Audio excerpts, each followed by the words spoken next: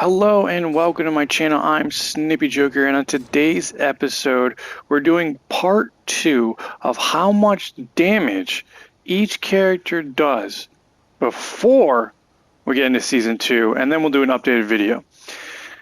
The first episode was on tanks, and the winner of that was Venom with a close follow-up of Doctor Strange. Now on this episode we are going to be doing healers.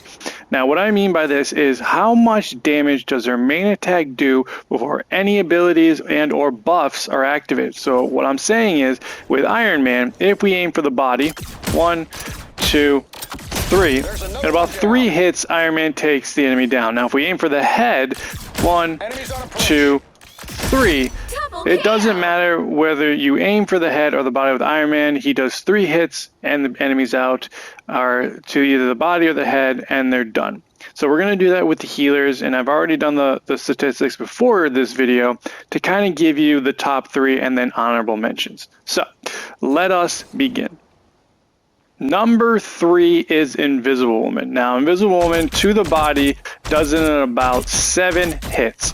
Now, it doesn't matter if you're doing it to the body or the head of an enemy, it's going to be about the same damage. So, if you choose Invisible Woman and you have no buffs and no other things activated, in about 7 hits and your aim is good, you can take down the enemy. Number 2 is someone that I despise, but it's Jeffrey the Shark.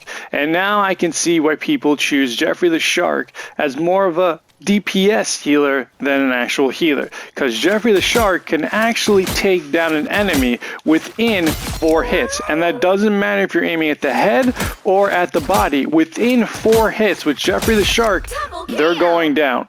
So for all you DPS players out there who do Jeffrey the Shark, I hate you. Now the number 1 damage healer is a 3-way tie. First is, of course, Mantis, and if you do Mantis, she has 1, 2, 3, 4, 5 hits to the body, but if you aim for the head, 1, 2, 3, she does about 3. Now the other person that's good is Luna Snow.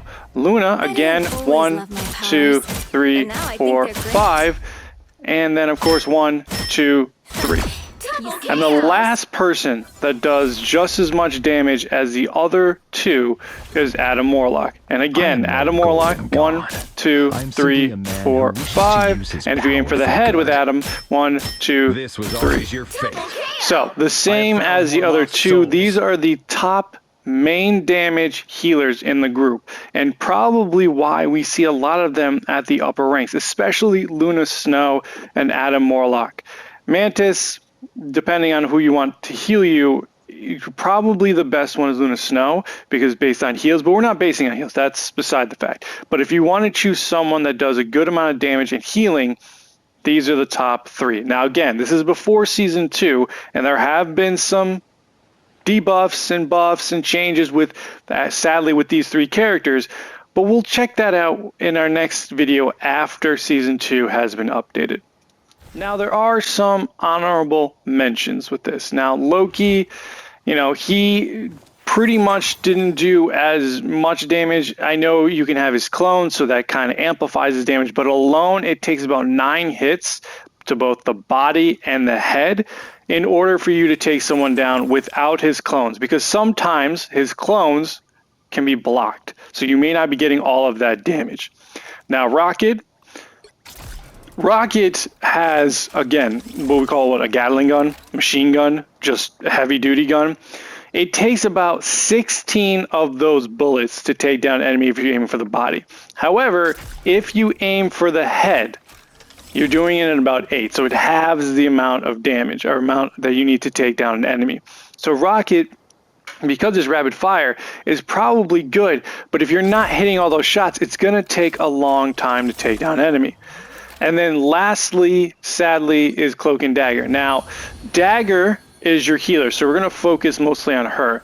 Dagger took almost 17 hits to take down an enemy with her damage. Now, when you're playing a game, you may not notice that, but in reality, although she's very good at healing, it's more of Cloak that you want to deal with. But again, Dagger took 17 hits to take down an enemy, whether body or head. That's a lot.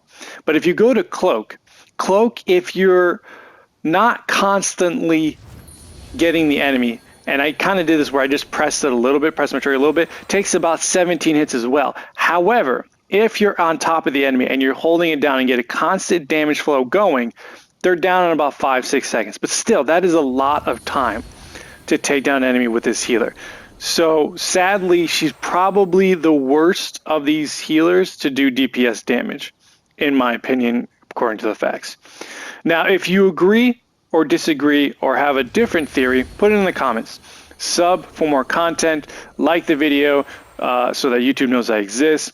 And on the next episode, we're going to go into the more critical group, the DPS, but there's a lot. So it's going to be a little bit trickier to kind of narrow it down. But like I did with the tanks, we're going to do the same thing with the DPS. Healers, most of them are distant/shooters.